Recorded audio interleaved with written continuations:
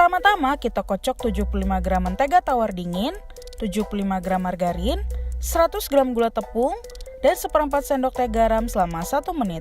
Tambahkan 2 kuning telur satu persatu sambil dikocok rata. Masukkan 125 gram tepung terigu protein rendah, 20 gram susu bubuk, dan 1/4 sendok teh baking powder sambil diayak dan diaduk rata. Tambahkan 50 gram kelapa kering, 35 gram rice crispy, dan 25 gram Meises. Aduk rata, sendokkan adonan di loyang yang sudah dioles dengan sedikit margarin.